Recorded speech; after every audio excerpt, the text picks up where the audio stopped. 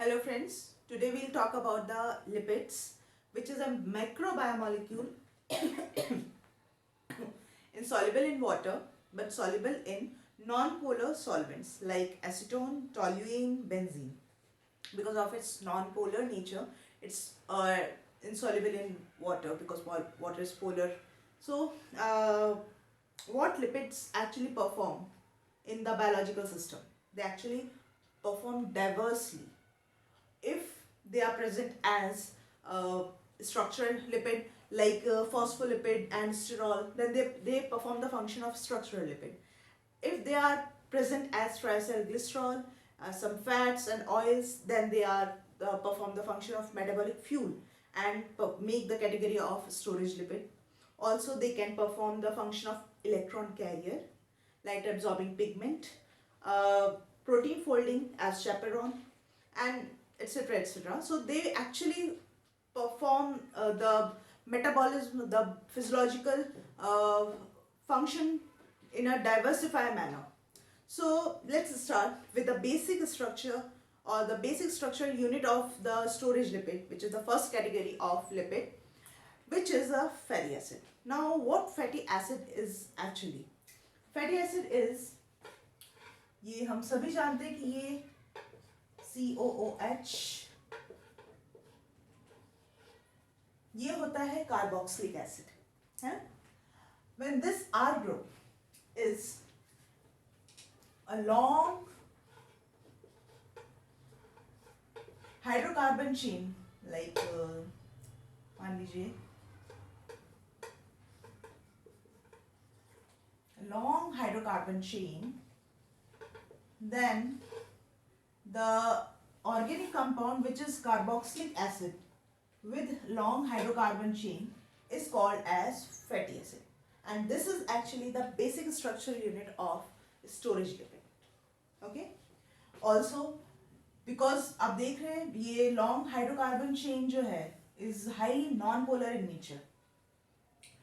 Although यहाँ पे ये जो carboxylic पार्ट है वो थोड़ा पोलर होता है, बट बेसिक जो nature because of long major part जो आपका हाइड्रोकार्बन चेन बना रही होती है, तो fatty acids are non polar and also their oxidation is highly exergonic. That's why they are present as a metabolic fuel, क्योंकि इनके ऑक्सीडेशन बहुत एनर्जी हमें मिलती है अपने मेटाबॉलिज्म को कंटिन्यू करने के लिए. दैट्स वाई कुछ संरचना हमारी इस तरह की है कि इसको हम एज मेटाबॉलिक फ्यूल की तौर पे यूज करते हैं. और इस पूरे कंपाउंड में भी फैटी एसिड के ऑक्सीडेशन में भी जो मेजर पार्ट ऑफ एनर्जी है, यहाँ हाइड्रोकार्बन चेन के ऑक्सीडेशन से तकरीबन 95% ऑफ एनर्जी हमें मिलती है और 5% की तकरीबन कुछ यहाँ से. अब वो हम आगे पढ़ेंगे, ये भी और दूसरे कंपाउंड से जुड़ता है, ये वाला पार्ट एसाइल ग्रुप बनाता है, तो वो हम लेटर अपने आने वाले लेक्चर्स में पढ़ेंगे. सो देयर यहाँ पे ये बात ये याद रखने वाली कि their oxidation give a very high amount of energy, the oxidation of fatty acids. Now moving toward the their nomenclature.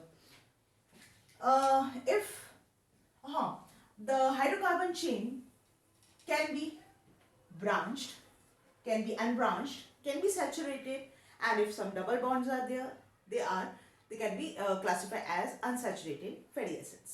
Now यहाँ पे जो एग्जाम्पल आपको दिख रहा है वो है एक सैचुरेटेड अनब्रांच्ड फैटी एसिड का.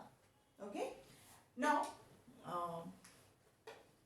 अनब्रांच्ड फैटी एसिड का जिसमें कि 16 कार्बन हमें दिख रहे हैं. ये हुए 14 carbon, 15 and 16.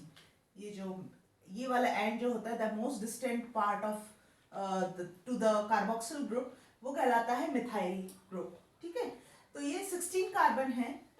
Since number of double bond is 0, double bond is absent, so हम लिख सकते हैं कि हाँ भाई डबल बॉन्ड जो है वो 0 है इस फैटी एसिड चेन में. Okay, so this is the actually nomenclature when the number of carbon in the fatty acid is separated by the colon from the number of double bond, then it is called as the systematic nomenclature. And here this makes the example of palmitic acid, और इसका जो systematic name बनेगा वो बनेगा कुछ इस तरह से, हेक्सा डेकैनोइक एसिड। ये जो एनोइक है ना, ये आप मेनली याद रखिएगा, क्योंकि जहां सैचुरेटेड कंपाउंड आए, जहां सैचुरेटेड फैटी एसिड्स आएंगे, वहां एनोइक ऑटोमेटिकली हमें ऐड कर देना है after writing the name, the term for the number of carbon. जैसे यहाँ पे 16 है तो हमने हेक्साडेका लिखा, हेक्साडिक एनोइक एसिड आ गया। अगर यहाँ पे मान लीजिए 12 कार्बन होते इस पूरे चेन को में, अगर फैटी एसिड में अगर 12 कार्बन होते तो वो बनाता डू डिकैनोइक एसिड। इसका कॉमन नेम होता है लॉरिक एसिड, और जो नॉमेनक्लेचर होगा वो कुछ 12:0, 12 separated with the number of double bond via colon. तो इस तरह से ये नॉमेनक्लेचर हम यूज करते हैं। चलिए अब बात करते हैं कुछ अनसैचुरेटेड फैटी एसिड्स की।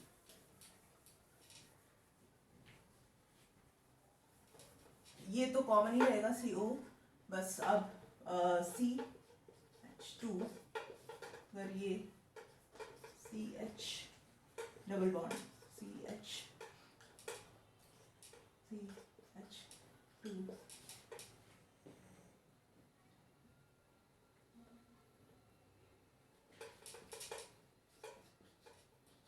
हाँ यहाँ पे मैंने कितना 9, 10, 15, 16, ये एग्जाम्पल है। कॉमन नेम इसका आएगा पामिट ओलेइक एसिड। अगेन जो कार्बन नंबर है वो 16 ही है इस फैटी एसिड में, लेकिन अब क्या है कि एक डबल बॉन्ड जुड़ गया है at the position of carbon number 9 और कार्बन नंबर 10 के बीच में एक डबल बॉन्ड है, तो हम इसको लिखेंगे 1, और इसकी पोजीशन को बताने के लिए we use delta superscript with the position of carbon which contain the double bond. So this is the actually nomenclature for it, while the systematic name will become now hexadic, तो आएगा ही आएगा, लेकिन अब क्योंकि डबल बॉन्ड आ गया है तो एनोइक हम यूज नहीं करेंगे, यहाँ पे हम यूज करेंगे enoic acid. Okay, so this is the major difference between the nomenclature of an saturated and unsaturated. Saturated के केस में हमने क्या यूज किया था, एनोइक, वहीं अनसैचुरेटेड के केस में हम यूज करें इनोइक। अब ये तो हुआ सिंगल डबल बॉन्ड अगर जब है, अगर डबल बॉन्ड बढ़ते हैं, जैसे कि होता ही है फैटी एसिड में, जरूरी नहीं कि आपका मोनो अनसैचुरेटेड ही हो, it can be poly unsaturated fatty acids also. So let's talk about them also. So यहाँ अगर मान लीजिए CH2, yes, CH double bond, CH,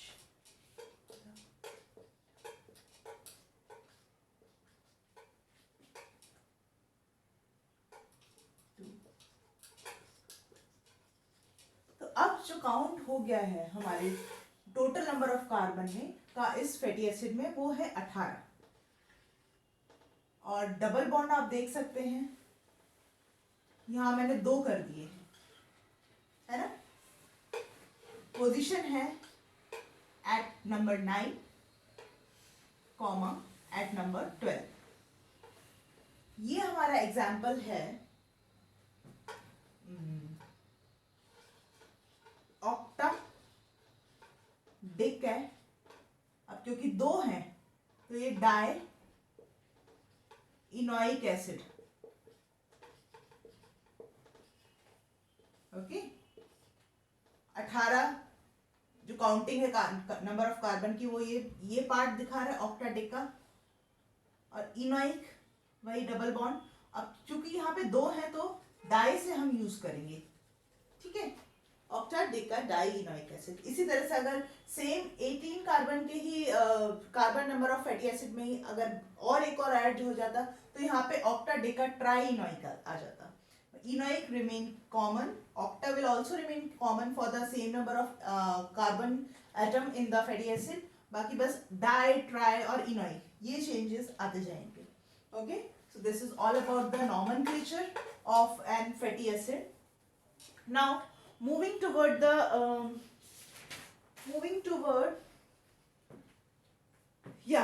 there is a common pattern also with which I want to share with you. और जैसे कि आपने देखा ही होगा कि मैंने पिछले वाले एग्जाम्पल में भी पामिट ओलेइक एसिड जो 16 कार्बन का बनाया था, वहां भी मैंने कार्बन नंबर 9 पे डबल बॉन्ड दिया था, क्योंकि ये कॉमन पैटर्न दो पाया जाता है in the fatty acid which are naturally occurs in the biological system, that the double bond is present in between carbon number 9, carbon number 12, carbon number 15. इस तरह से एक पैटर्न पाया जाता है, although some exceptional cases are always there, which is arachidonic acid, it's a fatty acid जो कि इसमें 20 I think 20 carbon containing he fatty acid होता है, और इसमें 4 आपको डबल बॉन्ड मिलेंगे एट पोजीशन ऑफ 5, 8, 11 एंड 14। ये एक डिफरेंस है, ये एक एक्सेप्शनल केस है, बट कॉमनली जो नेचुरली अकरिंग फैटी एसिड्स होते हैं इन द बायोलॉजिकल सिस्टम उनमें ये एक कॉमन पैटर्न पाया जाता है। ऑल्सो आप देख सकते हैं कि they are not conjugated, that is conjugated means they are not like separated alternately present है कि double bond single bond double bond single bond, no, it's not like that. They are actually separated by a methyl group. ये double bond का structure है, फिर एक methyl group आएगा, फिर एक double bond आया है, फिर एक methyl group होगा। अगर ये आगे और भी इस तरह की सीरीज बढ़ती जाती तो अगेन फिर वो methyl group होता, फिर double bond होता।